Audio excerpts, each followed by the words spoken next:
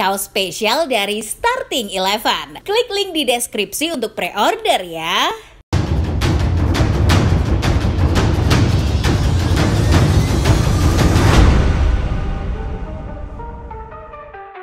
Memilih timnas Maroko bagi Brahim Diaz bukan suatu hal yang janggal, karena pemain berusia 24 tahun itu punya darah Maroko yang mengalir dari nenek moyangnya. Pemain bernama lengkap Brahim Abdelkader Diaz adalah anak dari Abdelkader yang merupakan kelahiran Melilla, sebuah daerah otonomi Spanyol, letaknya di pesisir Maroko bagian timur. Sementara itu, ibu Brahim Diaz berasal dari Malaga, Spanyol. Darah Maroko itulah yang akhirnya membuat dia sempat memiliki kewarganegaraan ganda, Spanyol dan Maroko. Sejak tahun 2010, Brahim Diaz sudah mulai meniti karirnya di Akademi Malaga, sampai akhirnya ia hijrah ke Akademi Manchester City di tahun 2014. Tumbuh dan berkembang dengan fasilitas mumpuni The Citizens, Brahim Diaz jadi salah satu permata muda yang diperebutkan banyak tim besar. Benar saja, klub raksasa Spanyol Real Madrid kepincut dan berani menebusnya di tahun 2019. Berseragam El Real tampaknya tak membuat karirnya tambah cemerlang. Ia kerap kalah saing dengan bintang-bintang mahal yang ada di sana. Diaz akhirnya bernasib sebagai pemain pinjaman di AC Milan tahun 2020. Selama semusim ia berada di Rossoneri dan makin tambah berkembang. Sampai-sampai Milan ketagihan meminjamnya 1 tahun kemudian. Tak dipungkiri di bawah Stefano Pioli, Brahim Diaz selalu diandalkan sebagai salah satu alternatif serangan AC Milan. Gelar Scudetto Milan di musim 2021-2022 juga salah satunya berkat peran Diaz. Nama Diaz semakin harum ketika di musim lalu berhasil mengantarkan Rossoneri masuk semifinal Liga Champions.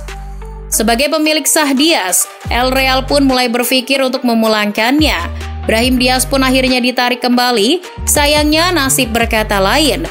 Alih-alih menjadi andalan di Real Madrid, Carlo Ancelotti justru jarang memainkannya. Lagu lama nampaknya kembali terulang. Peristiwa tak dimainkannya Brahim Diaz mengingatkan kita saat ia pertama kali bergabung dengan El Real 2019 silam. Ancelotti sebagai pelatih tampaknya tak selalu suka dengan gaya main Brahim Diaz. Sistem baru Ancelotti yang mengandalkan formasi berlian 4-1-2-1-2 juga berpengaruh terhadap kurangnya menit bermain pemain sayap lincah seperti Diaz. Jarang tampilnya Diaz membuat dirinya dicap kalah bersaing. Hal itulah yang menjadi pertimbangan oleh timnas Spanyol ketika memanggil pemain. Apalagi pelatih La Furia Roja saat ini, Luis de la Fuente adalah tipe pelatih yang sangat mempertimbangkan track record performa pemain dalam pemanggilan pemain. Berbeda dengan Southgate di Inggris yang memanggil pemain hanya atas dasar kesukaan dan kecocokannya saja. Kalau melihat catatan Diaz di timnas Spanyol, ia juga termasuk pemain muda yang jarang dipanggil timnas. Tahu sendiri, Spanyol melimpah stok pemain mudanya. Bermain di klub besar seperti Real Madrid saja tak cukup bagi Diaz. Ia juga masih harus menunjukkan kualitasnya yang terbaik di klub besar tersebut. Sejak usia muda, dia sebenarnya sudah membela La Furia Roja di segala kelompok umur. Menurut catatan Transfermarkt di tahun 2017, ia sudah bermain 9 kali di timnas Spanyol U17. Di level U19 dan U21, dia sudah mencicipi masing-masing sebanyak 8 caps. Namun kalau sudah bicara di level senior, ia ternyata baru mencicipi 1 cap saja. Ketika itu terjadi di laga persahabatan melawan Lituania pada Juni 2021. Menariknya, Diaz main 90 menit di laga tersebut dan mencetak gol debutnya di level senior. Iya, itu terjadi di masa pelatih De La Fuente. Tapi apa daya, penampilannya yang menurun di level klub akhir-akhir ini, Diaz pun tak lagi dilirik De La Fuente. Atas dasar menipisnya peluang untuk bersaing di level senior tersebut, ia kemudian berubah pikiran untuk memilih kewarganegaraan baru, yakni Maroko. Jalan Diaz untuk memilih kewarganegaraan Maroko bisa sangat mulut. Apalagi menurut aturan FIFA, pemain yang punya 2 kewarganegaraan bisa mudah untuk berganti kewarganegaraan melalui proses naturalisasi. Namun, dengan catatan sang pemain bermain kurang dari 3 laga di timnasnya saat ini, Dalam kasus Dias berarti timnas Spanyol.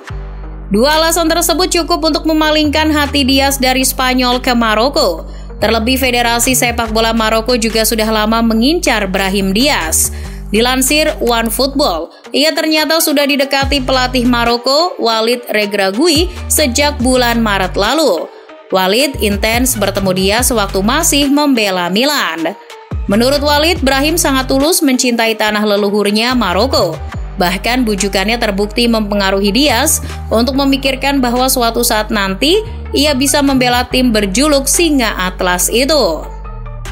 Ya, hal itu benar terwujud. Bulan Oktober 2023, Brahim Dias sudah mengungkapkan niatnya untuk membela timnas Maroko. Menurut Marca, proses administrasinya diketahui sudah mencapai tahap akhir. Hal tersebut murni keputusan pribadi Dias setelah ia lama mempertimbangkannya. Tapi setelah mengucapkan keinginannya tersebut, ia malah ditentang oleh klubnya Real Madrid. Bukan perkara timnas, masalahnya ia akan terlibat di Piala Afrika 2024 yang akan dihelat di Januari hingga Februari 2024. Sedangkan Real Madrid tak ingin pemainnya pergi saat jadwal di liga domestik maupun Eropa sedang sibuk-sibuknya di bulan tersebut. Meski jarang dimainkan, Brahim Dias dianggap masih dibutuhkan untuk rotasi kedalaman skuad. Namun, keputusan Dias menuju timnas Maroko tersebut sudah dikonfirmasi sendiri oleh juru bicara Federasi Sepak Bola Maroko, Muhammad Makrouf. Selain itu, menurut Makrouf, Dias juga punya keinginan untuk berpartisipasi di Piala Afrika 2024. Namun, ia masih mendapatkan hambatan dari klubnya. Lini serang Singa Atlas akan tambah serem. Selain ada En-Nesyri dan Hakim Ziyech, Brahim Dias akan menambah dimensi baru di skuad Maroko. Jangan lupakan juga pemain bintang lain seperti Bono, Hakimi, Amrabat, Selim Amallah, maupun Boufal. Yang jelas, apapun pilihan Brahim Dias harus dihargai.